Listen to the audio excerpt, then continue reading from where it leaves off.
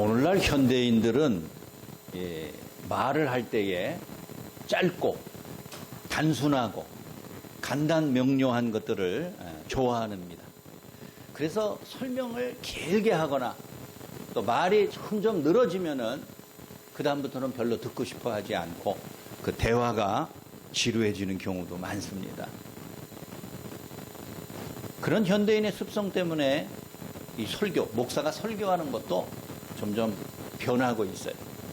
짧고 간단하고 명료해야만이 귀에 들어오지 길게 무엇인가를 설명하려고 그러면 벌써 얼굴의 표정이 달라져요.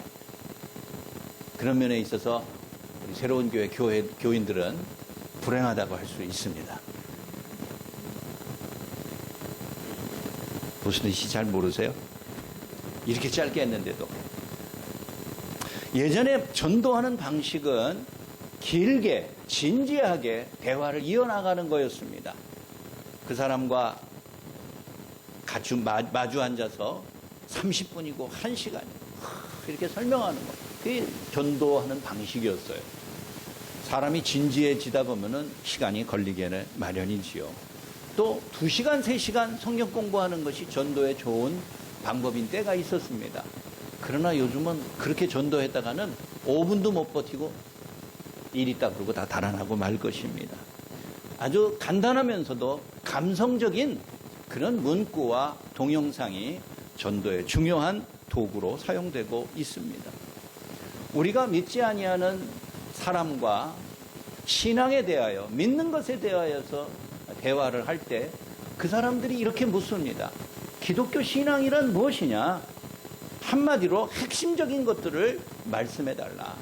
그러면 우리는 또 30분, 1시간 내 삶의 모든 역사까지 다 간증하듯이 그렇게 말을 하려고 할 것입니다. 그러면 그 사람은 듣지 않을 것이에요. 기독교 신앙의 가장 간단, 명료한 핵심적인 한마디가 무엇이냐 그러면 물론 복음이지요. 복음으로 구원을 받는 것이고 새로워지는 것입니다. 그러면 복음이란 또 무엇이냐라고 질문한다면 우리는 하나님의 나라에 대한 소식이다. 이렇게 답변을 해야 됩니다. 이렇게 간단하게 이야기를 해야 됩니다. 하나님의 나라에 대한 좋은 소식이 복음이요 신앙의 핵심이다라는 것이에요. 하나님의 나라, 한자로 천국이라고도 부르지요. 하나님의 나라에 대한 이 개념을 우리가 이해하는 것이 또 쉽지는 않습니다. 그러나 우리가 많은 예수 그리스도의 교훈과 비유와 또 능력을 통해서 말씀하신 교훈으로 하나님의 나라의 성격과 성질과 그것이 우리에게 어떤 의미가 있는지를 우리가 이해하는 데 큰 어려움은 없습니다. 예수님께서는 수없이 반복하여 다양하게 하나님의 나라에 대해서 소개하시고 우리에게 도전하셨어요.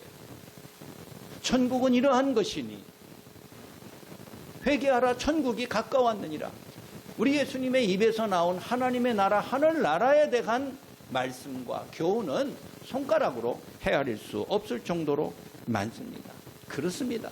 하나님의 나라라는 그 개념과 짧은 단어가 우리의 신앙의 핵심이요 우리의 믿는 가장 중요한 내용이라고 말할 수 있는 것이에요. 오랜만에 테마가 있는 설교로 다시 돌아왔습니다. 그 가운데서 특별히 하나님 나라라는 주제를 가지고서 몇 주 동안 우리 함께 살펴보고자 합니다. 그 앞전에 있었던 많은 주제들도 다 우리 신앙생활의 중요한 내용이기는 했지만 하나님 나라야말로 우리 신앙의 핵심적인 내용이고 본질이라고 말할 수 있는 것입니다. 첫째는 하나님의 나라는 무엇이냐라고 질문을 한다면 하나님의 나라는 하나님의 통치다. 온 세상을 다스리는 하나님의 통치가 하나님의 나라다. 이렇게 답변해야 합니다. 제가 중학교 사회 시간에 배운 게 아직도 잊지 않아요. 그때 선생님이 뭘 말했냐면 한 국가가 한 나라가 존재하기 위해서는 3가지 요소가 있어야 된다는 거예요. 첫째, 영토가 있어야 되는 거예요. 땅이 없고서야 나라라고 할 수가 없는 거예요. 허공에 붕 뜨는 거예요. 비행기 타고 그게 나라입니까? 그게 바다 속에 있는 것이 국가라고 말할 수는 없는 거지요. 둘째, 국민이 있어야 돼요. 그 국가를 구성하는 사람들이 있어야지 그 나라예요. 마지막 3번째, 주권이 있어야 됩니다. 그 나라를 다스리는 통치나 조직이나 리더가, 지도자가 있어야만이 온전한 나라라는 것이에요. 듣고 보니 우리 모두가 상식적으로 그럴듯하다 믿습니다. 영토와 국민과 주권이 있어야지 나라라는 거예요. 그러면 하나님의 나라에는 과연 그러한 세 가지 요소를 다 갖추고 있는가? 갖추고 있지 않습니다. 왜? 하나님의 나라는 이 세상에 속한 나라가 아니기 때문에 그렇습니다. 하나님의 나라는 영토는 없습니다. 우리의 눈에 보이는, 우리가 날마다 발로 밟고 다니고 철조망으로 국경선을 딱 둘러치고 있는 그러한 땅과 영토는 하나님의 나라는 없습니다. 없는 게 당연하고 없는 것이 사실은 더 좋습니다. 영토가 존재하는 한 하나님의 나라는 제한적이에요. 그 땅과 그 땅 바깥과 다른 세상이기 때문에 그렇습니다. 하나님의 나라에는 국민들이 있습니다. 당연히 우리 모든 믿는 자들이 하나님 그 나라의 백성이라고 말할 수 있습니다. 그러나 영토와 국민보다 더 중요한 하나님 나라의 개념은 주권입니다. 누가 다스리는가? 하나님의 통치하심이 하나님의 나라의 가장 핵심적인 요소라고 말할 수 있습니다. 하나님은 만물을 창조하시고 그 창조하신 피조물들을 거룩하신 뜻대로 다스리시고 통치하시고 돌보시고 보호하십니다. 하나님은 어떤 무책임한 부모들처럼 아이를 낳기만 하고 제대로 돌보지도 양육하지도 교육시키지도 않는 그런 분이 아니에요. 하나님이 이 땅의 모든 만물들을 창조하신 후에 이제는 너희들끼리 죽든가 살든가 알아서 잘해보라, 내버려 두고 무관심하는 분이 아닙니다. 하나님은 택하신 모든 백성들뿐 아니라 이 만물과 피조물 모든 세계가 하나님이 창조할 때 보시기에 좋았다라고 하신 것처럼 계속 좋게끔 유지하고 보존하고 운영하시고 통치해 나가시는 거예요. 그게 하나님의 능력이라고 말할 수 있습니다. 천국이라는 주제가 예수님께서 강조하신 내용이지요. 구약 성경을 살펴보면 예수님이 말씀하시고 신약 성경이 말하는 하나님 나라, 천국이라는 단어는 나오지 않습니다. 구약 성경에는 그런 내용이 나오지 않습니다. 그렇다고 해서 구약 성경에 하나님의 나라에 대한 개념과 의미가 하나도 없었냐? 그렇지 않습니다. 오늘 우리가 읽은 시편 47편도 하나님의 통치하심에 대하여서 이스라엘 백성들이 찬송하고 있습니다. 특별히 2절에 보니까 온 땅에 큰 왕이 되시다라고 했어요. 누가? 하나님이 말해요. 하나님이 온 땅에 왕이 되셔서 통치하심을 그들이 노래한다는 거예요. 7절도 나옵니다. 하나님은 온 땅에 왕이심이라. 여러분, 제가 아까 강조했지요. 왕이라는 존재는 주권과 관계 있는 거예요. 주권자가 왕이고 통치자예요. 따라서 하나님이 이 땅의 모든 세상에, 우리가 이 세상을 다 봤습니까? 못 봤죠. 밟아봤습니까? 밟아보지도 가보지도 못했지요. 그러나 이 세상에 모든 땅이 있다는 것은 다 압니다. 이 온 땅의 왕이시고 통치고 하나님의 다스리심이 미칩니다. 거기에 하나님의 통치와 손길이 미친다라는 말을 우리에게 강조합니다. 그래요, 여러분. 하나님의 나라가 무엇이냐? 이 땅의 모든 나라를 향한, 모든 지역과 모든 장소를 향한 하나님의 손길, 하나님의 통치, 하나님의 다스리심. 그게 하나님의 나라예요. 영토가 하나님의 나라가 그어져 있으면 그 영토 바깥에는 하나님의 주권이 미치지 못합니다. 자, 우리나라가 있습니다. 우리나라는 북한하고 국경선을 맞대고 있습니다. 헌법상 북한 지역도 우리가 수복하지 못한 대한민국 영토다, 그렇게 선언적으로는 되어 있지만 실질적으로는 우리가 한 발자국도 넘어가지를 못하지요. 이 남한 땅에 있는 모든 주권이 국경선을 넘어서는 발휘할 수가 없는 거예요. 영토란 그런 것이에요. 영토라는 것이 좋기도 하지만은 하나님의 나라의 영토가 그어져 있는 순간 그 영토를 벗어나서는 하나님이 다스림과 통치하심과 주권이 미치지 못한다는 뜻이에요. 그래서 하나님의 나라에는 영토가 없는 거예요. 하나님의 나라는 모든 세상이 하나님의 영토예요. 하나님의 주권이 미치고 하나님의 뜻과 하나님의 섭리가 영향을 발휘하는 모든 것이 그게 곧 하나님의 나라의 모습이라는 것입니다. 그렇습니다, 여러분. 하나님의 나라가 마치 예수님의 말씀처럼 천국과 동일한 뜻이기 때문에 마치 그 나라는 천국, 여러분 천국이 뭐예요? 하늘나라라는 뜻이지요. 그런데 그 용어 자체가 참 복잡합니다. 하늘나라, 그러니까 하나님의 나라가 꼭 어디에 있는 것 같아요? 하늘에 있는 것 같잖아요. 하늘이 어디입니까? 안 보이지, 안 보이네.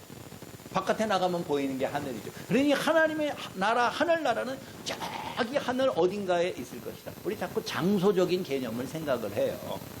사람이 죽으면 영원히 하늘로 착 수직 상승을 해서 그 나라에 들어갈 것이다. 우리 그렇게 생각해요. 하나님의 나라는 그런 장소가 아니에요.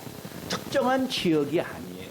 다시 말씀드립니다. 하나님의 나라는 영토로 구분되어 있는 어떤 제한된 장소가 아니에요.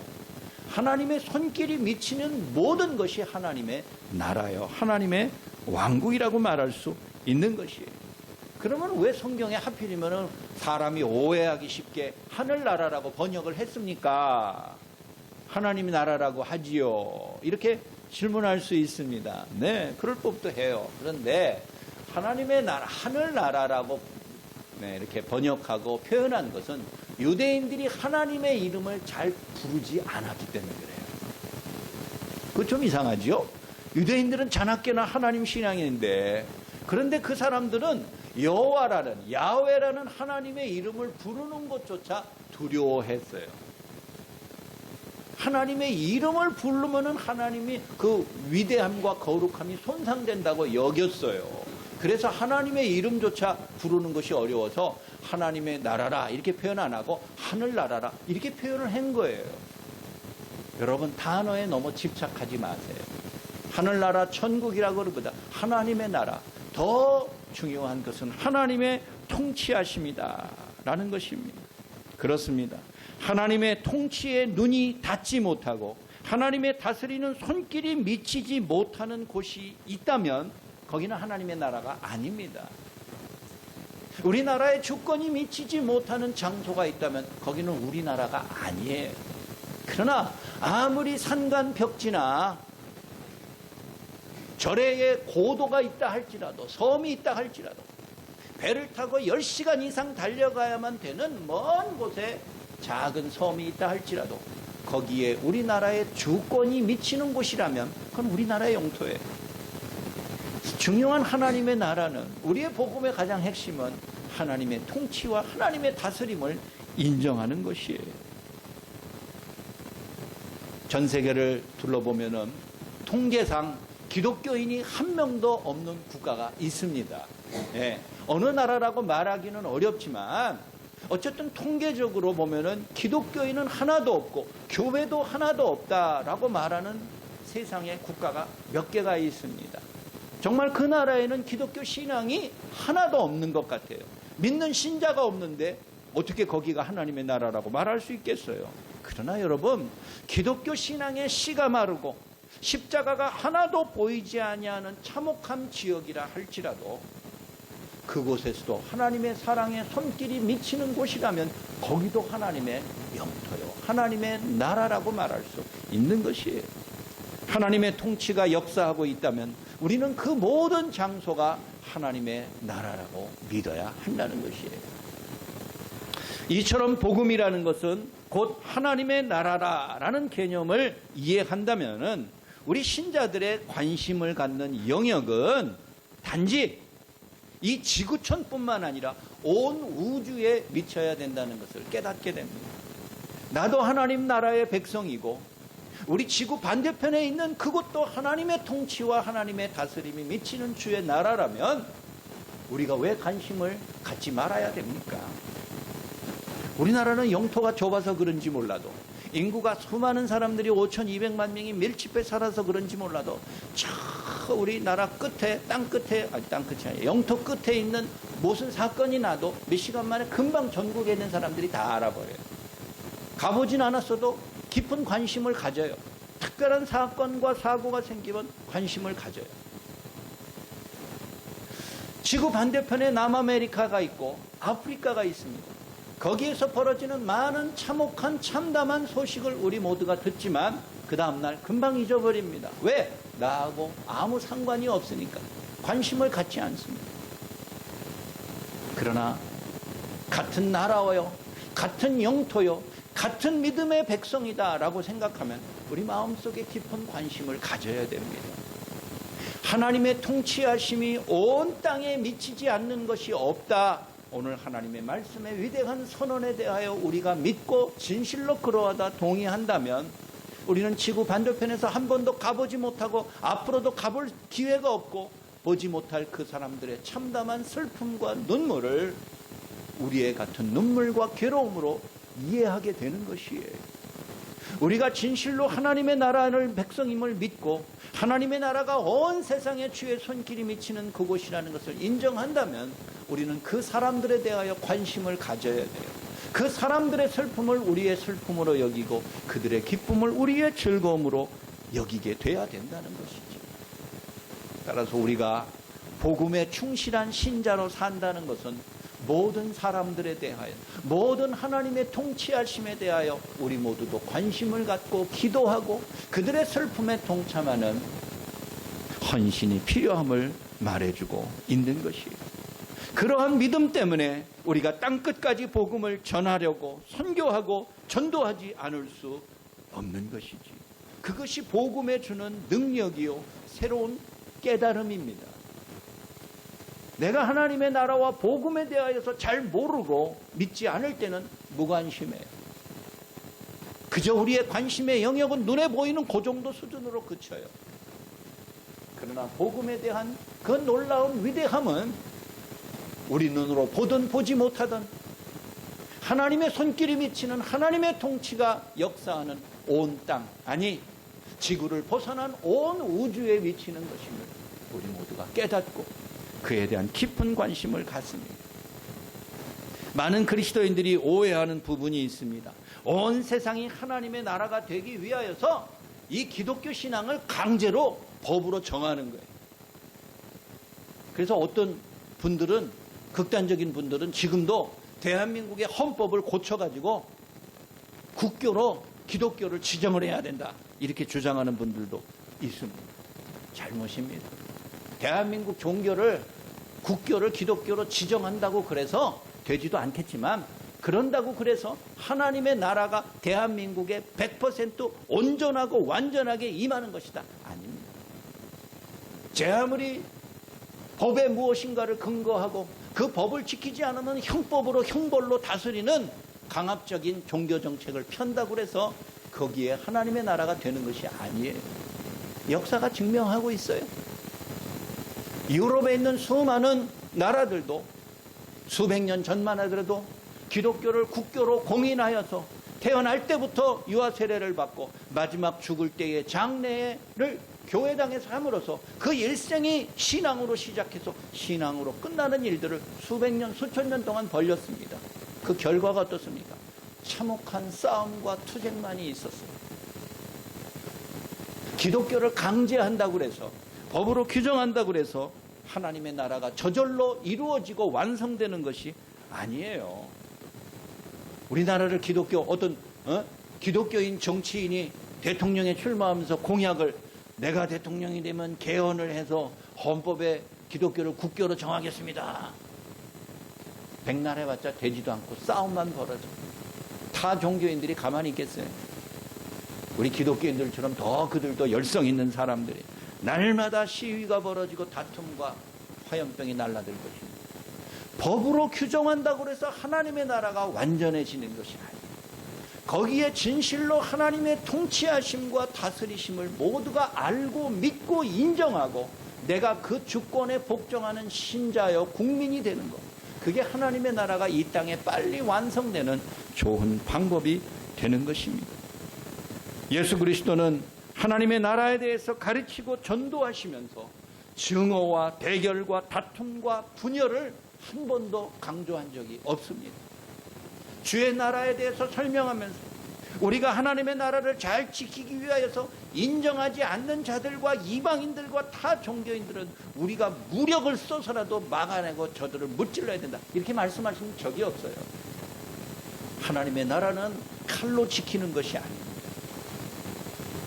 베드로가 예수님이 붙잡히시던 겟세마네 동산에서 칼을 뽑아가지고 주님을 지키겠다고 호기를 부렸을 때 우리 예수님께서 칼을 도로 칼집에 꽂아라. 하나님의 나라는 그렇게 무기에 있는 것이고 무력에 있는 것이 아니에요. 이 세상에 속한 것이 아니라는 것을 다시 한번 강조하셨습니다.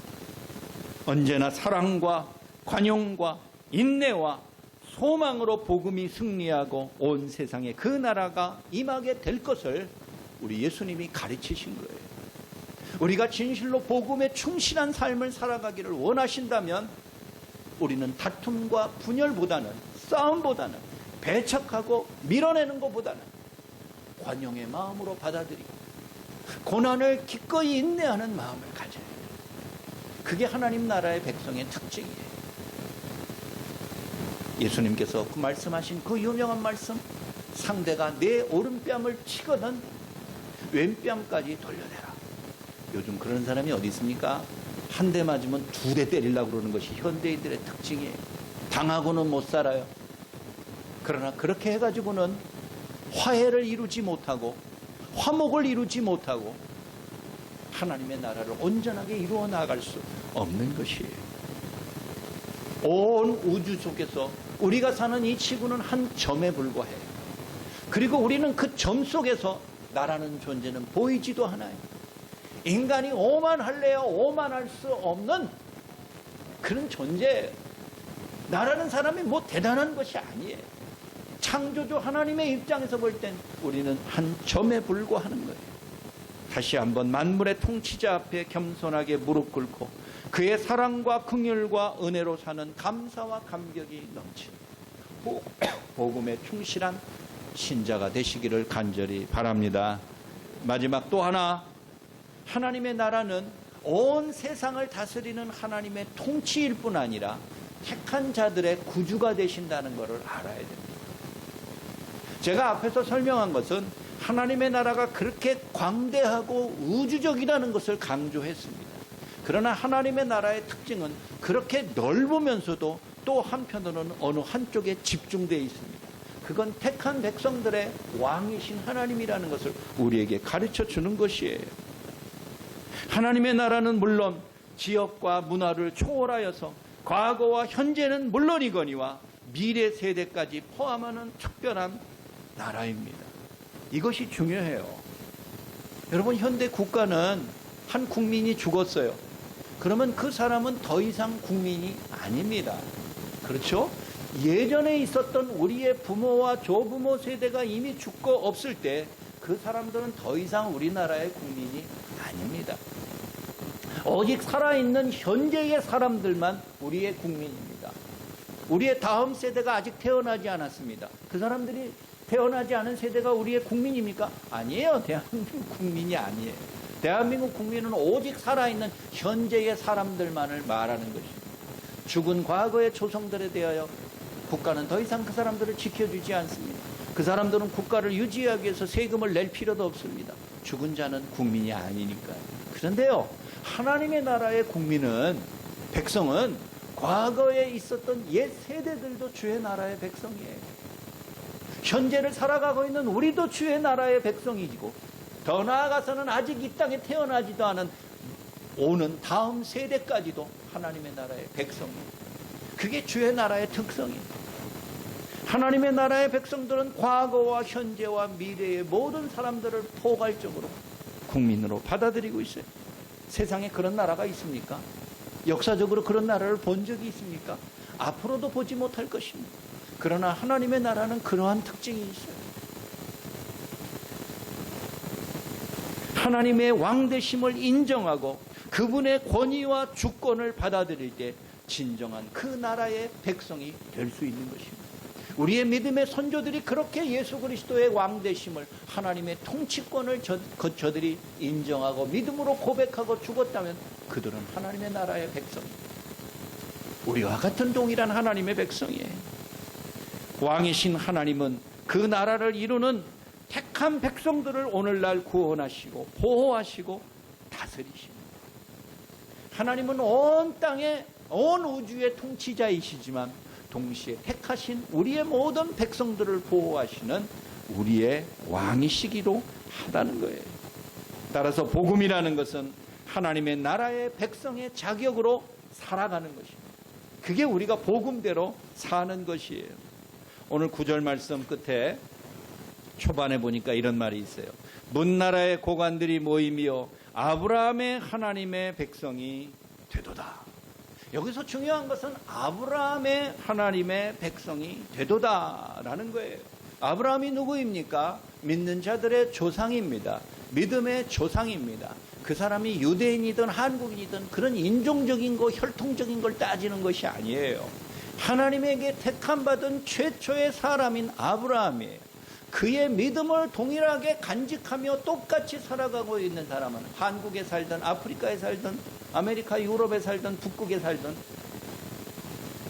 다시 강조하거니와 옛날에 살았건 그리고 앞으로 살게 될 사람도 다 하나님의 거룩한 택함받은 믿는 자들의 하나님의 백성이라는 것입니다. 그게 우리의 복음의 삶의 모습이 되는 것입니다.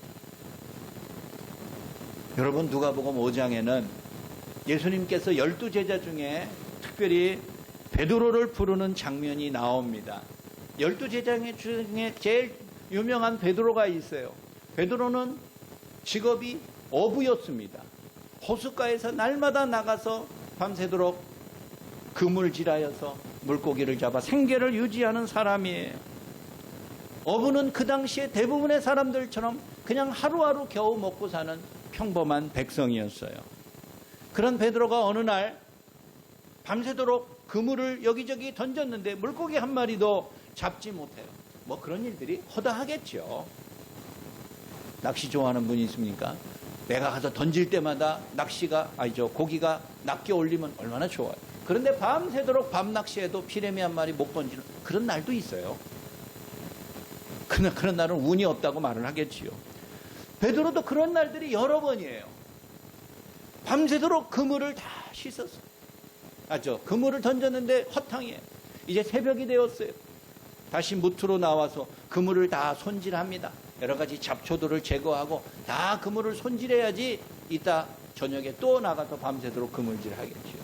그때 우리 예수님께서 베드로에게 가까이 나와서 말했습니다.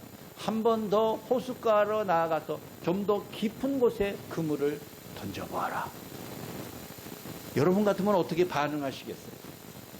내가 베드로요, 밤새 허탕치는 어부라고 생각하면은 예수님의 그와 같은 제안에 대하여서 좋게 생각할 사람은 한 명도 없을 것입니다. 우리 현대인들은 고집이세요. 저도 그렇지만.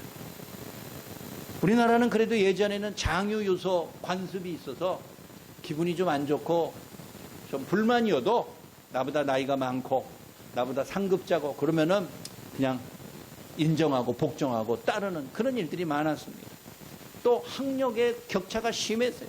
대학 나온 사람들이 있었지만 글을 읽지 못하는 사람들도 많았어요. 문맹자들의 비율이 얼마나 높았어요. 우리나라 50년 전만 하더라도. 전쟁 전만 하더라도 절반 이상이 글을 읽지 못했어요. 그러다 보니까는 별로 큰 다툼이 없어요. 나보다 나이 많으니까 내가 불만이다 따라요. 나보다 상급자고 나보다 많이 배웠으니까 제대로 잘 판단하겠지. 그렇게 이해하고 따라요. 그러나 요즘 사회 어떻습니까? 학력의 학벌의 격차가 별로 없어요. 그래봤자 거기서 거기에요. 살다 보면 더 많은 것을 알게 되고 지혜로워지는 사람들도 있어요. 그러다 보니까 상대방의 입장을 존중하지 않아 끊임없이 다툼과 어려움이 많습니다. 20년 전에 비하면은 우리나라 재판 건수가 2배로 늘어났다고 그래요. 툭하면 고소 고발하는 거예요. 상대방을 인정하지 않는 거예요. 서로 계약이 이루어지지 않고 불발되는 거예요. 상대방이 그 분야의 전문가가 아니라면은 결코 지지 않고 끝까지 싸우는 게 이 현대인들의 요즘 고집이에요. 내 전문 분야에 누군가가 아는 척하고 간섭하고 이래라 저래라 훈수 두면은 가만히 있지 않을 것이에요. 대판 싸우고 말 것이에요. 당신이 뭘 안다고. 이 분야에 대해서는 내가 더 잘 알아. 사실 자기가 전문가의식, 프로페셔널하다는 생각을 갖는 것은 중요합니다. 내가 내 일에 대해서 자부심을 갖는 건 필요해요. 그런데 다른 사람한테 한 번도 무슨 조언과 충고를 듣고 싶어 하지 않는 사람들의 마음이, 완고한 마음들이 갈수록 커져요. 인간의 성품이 거의 변하지를 않아요. 고기 잡는 데 있어서 전문가가 누구입니까? 베드로 자기 자신이에요. 나이가 비록 30살밖에 안 됐겠지만 베드로도 어렸을 때부터 고기잡이 하면서 잔뼈가 굵은 사람이에요. 다른 건 몰라도, 집 짓는 거 이런 거는 몰라도 고기 잡는 거는 베드로, 내가 전문가라고 스스로 생각하는 거예요. 그런데 고기 잡는 어부가 열심히 이곳저곳 고기가 있을 만한 곳에 그물을 던졌는데 다 허탕을 치는데 고기 한번 잡아본 적 없는 목수 출신의 나사렛 예수가 와서 저기 깊은 데 가서 그물을 한번 내려오면 잡을 수 있을 것이다. 그렇게 말했을 때 여러분 받아들입니까? 받아들이지 않습니다. 당신은 목수 출신 아니요. 나보다 나이도 많고 어부로서 더 많은 경험이 있다면 내가 듣겠지만 당신은 나하고 나이가 비슷하고 당신은 전문가도 아닌데 내가 왜 그 말을 들어야 되는가? 그런 마음이 생겼을 거예요. 그런데 다행스러운 건요, 베드로 자신과 예수님이 구면이에요. 초면이 아니에요. 그 전에 이 베드로의 장모가 있어요.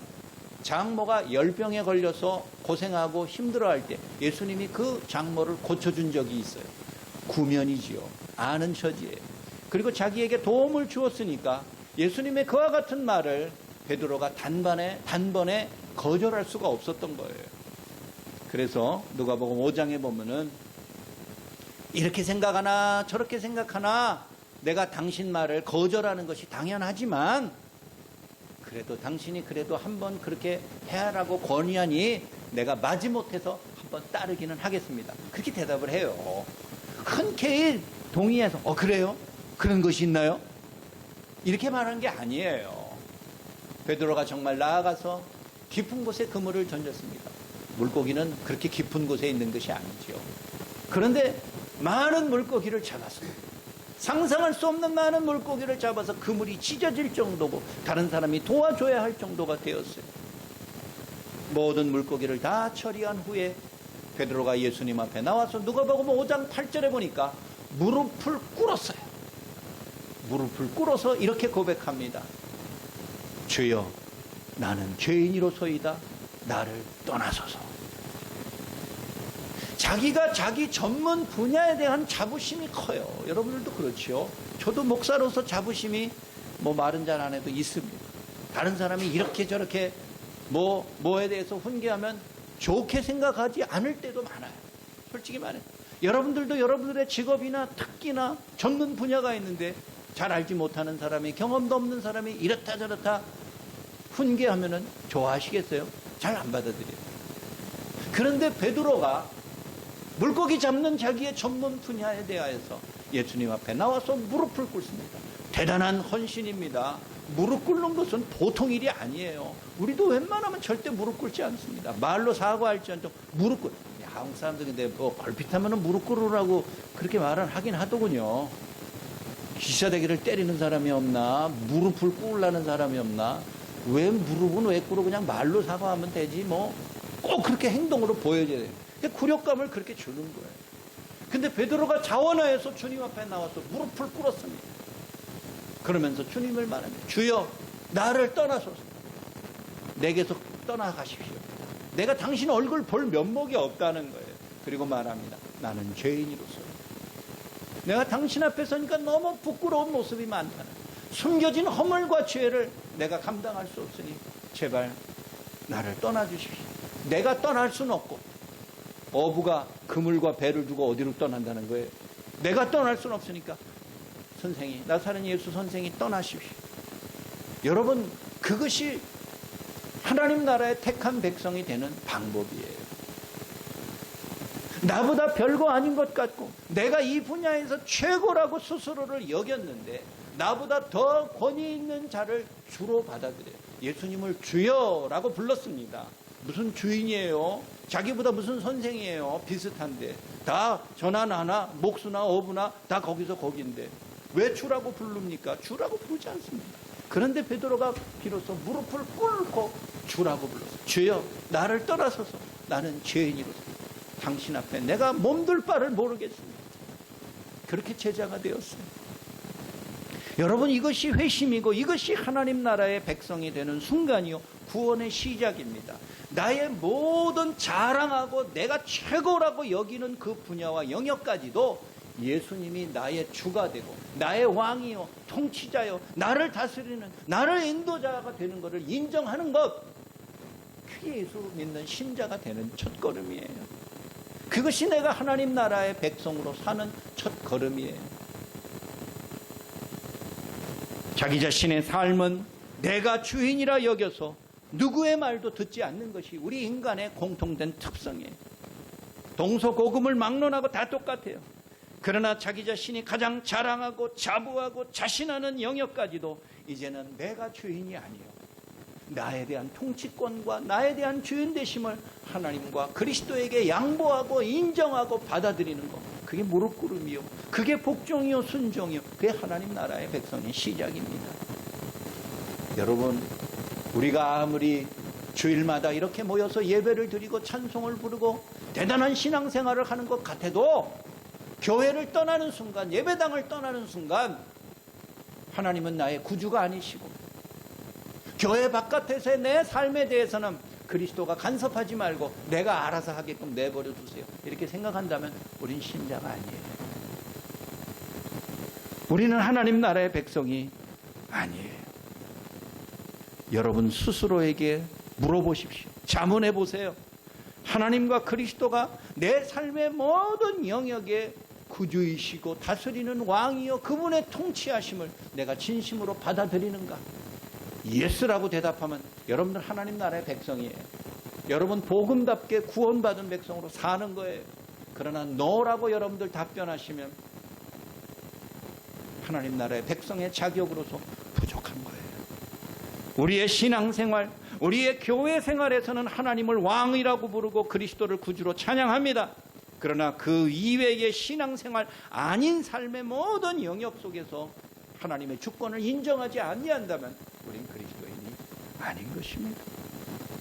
사랑하는 여러분, 여전히 내가 주인이고 하나님과 예수 그리스도를 교회 안에만 가두어 놓고 마치 일주일에 한 번씩 면회 오듯이 하나님 잘 계셨습니까? 이제 1시간이 예배 끝나고 끝났으니 잘 계시고 일주일 후에 또 봅시다. 그건 하나님을 교회에다가 가둬놓는 거예요. 그리고 우리는 교회당 바깥에서 내 마음대로, 내 뜻대로, 내 지식과 내 자부심과 내 오만한 대로 살아보겠다.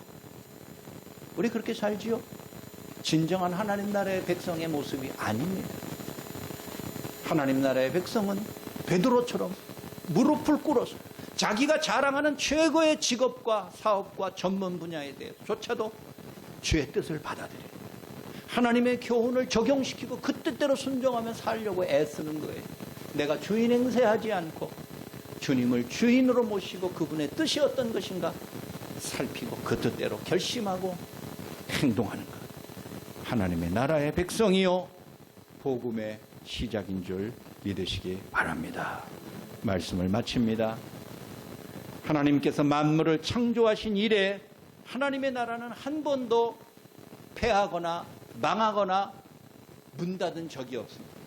하나님의 나라는 창조 이래 하나님의 왕되심과 다스리심과 통치로 지금까지 이어져 내려오고 주님이 이 땅에 다시 오시는 마지막까지 영원히 지속될 그의 나라입니다. 그런 하나님의 나라의 백성으로 우리가 사는 게 그게 참된 신앙생활의 진수인 것이에요. 거듭 말씀드리지만 제 아무리 교회를 오래 다니고 예배 시간 내내 자리를 지키고 헌금을 한다 하여도 우리의 삶의 모든 영역 속에 그리스도의 주되심과 왕되심의 통치를 인정하지 않는다면 우리는 그 나라에 들어가지 못하고 그 나라의 국민이요 백성이 아니에요. 하나님의 나라의 백성으로 살지 아니한다면 구원받지 못한 거나 마찬가지예요. 두려운 마음을 가지시고, 하나님의 나라는 어느 곳이나 다 있지만, 온 우주에 다 있는 곳이 하나님의 나라이지만 특별히 내 안에 있는 것이 또한 주의 나라인 것을 다시 한번 깊이 깨닫고 믿음으로 기꺼이 복종하며 주의 통치하심의 주권에 순종하시는 믿음의 거룩한 백성으로 살아가는 여러분들의 복된 삶 되시기를 간절히 소원합니다. 사랑이 많으신 아버지 하나님, 우리의 연약함과 우리의 무지와 또한 우리의 오만함을 용서하여 주옵소서. 하나님을 창조주여 만왕의 왕으로 찬송은 하지만 정말 내 삶 속에서 그리스도의 주되심과 통치하심을 인정하지 못할 때가 얼마나 많습니까? 사랑이 많으신 아버지 하나님, 우리의 모든 삶의 오만함을 깨우쳐 주셔서 우리의 모든 영역과 내 삶의 전부에 하나님의 왕되심을 인정하고 무릎 꿇어 복종하며 주님께 고백하는 믿음의 삶 되게 하여 주옵소서. 참된 신앙을 찾아보기 힘든 어려운 때입니다. 다시 한번 내 신앙을 돌아보게 하시고 하나님의 나라의 백성으로 주님을 왕으로 모시며 그 명령과 말씀과 통치에 복종하며 하나님의 보호하심의 은혜를 받고 살아가는 믿음의 백성들 되게 하여 주옵소서. 이 땅에 살아가면서 하나님의 백성으로 살아가면서 많은 손해와 손실과 수모와 부끄러움과 낙심이 있습니다. 그러나 그런 모든 것들을 인내하며 참고 섬기며 헌신하고 겸손한 것이 하나님의 나라의 참된 백성의 모습인 줄 다시 한번 깨달아 알게 하여 주옵소서. 우리 주 예수 그리스도의 이름으로 간절히 기도하옵나이다.